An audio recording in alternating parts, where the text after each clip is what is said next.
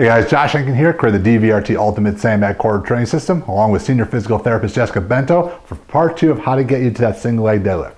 We talked about previously the value of the single leg deadlift.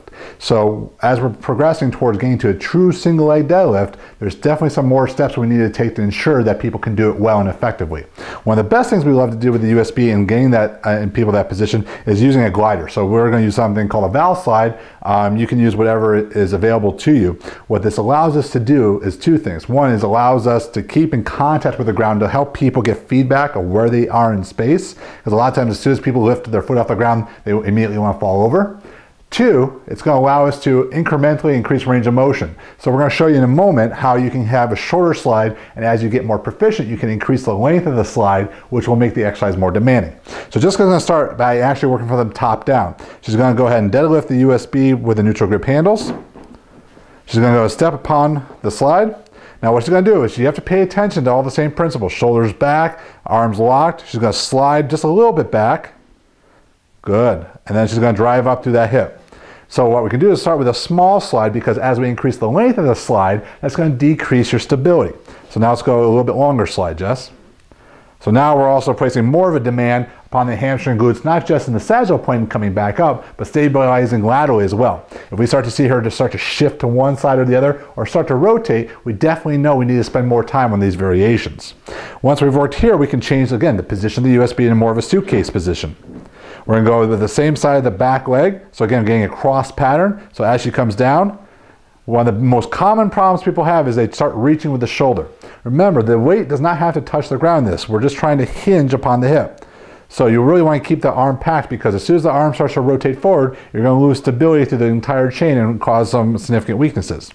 The harder version would be obviously going now to the same side. So Jessica switches her feet here, so all the load is upon her stance leg. This is really going to want to pull her off to one side. So as a coach, I'd like to stand behind her and start to see if there's any deviation, whether it be how she the leg slides, meaning it crosses over, goes out, or her hips start to shift as she positions herself.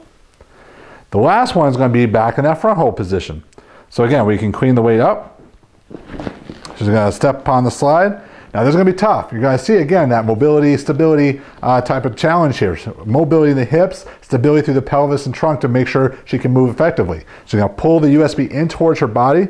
Again, she can go with a smaller slide at first. Nice, Jess. And then as she gains proficiency, she can increase the length of the slide. So we're really creating some tension between the shoulder blades and driving up nice and tall. Let's come back down, Jess, and relax. So then the final variation would be simply going ahead and actually making her do a true single leg deadlift. So let's cover that just one time. We're going to have her now go back to the bilateral position. Let's go over a couple problems that people have with the single leg deadlift. One is they allow the weight to come away from their body. It's just like at the deadlift that we always see. You want to keep the load close to the body. Two, you'll see a hip rotation occur. So we don't want to see the hips open up really too much. We want to see them stay pretty much in alignment.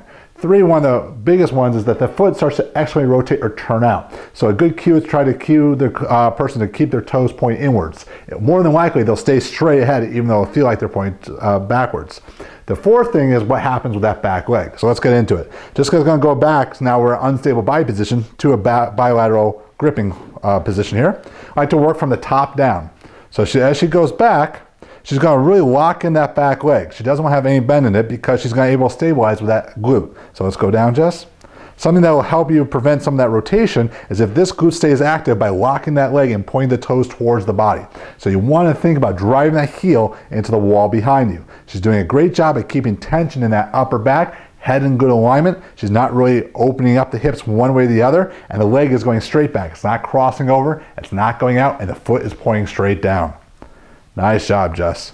This is an incredibly challenging drill, but you can go through all those different holding positions once you're there again with the Ultimate Sandbag. So you see how many layers of progressions there are, so that you should be able to move anyone into some level of moving towards that single leg deadlift and having a ton of effectiveness with this exercise. So check out more of these training tips at dvrtfitness.com.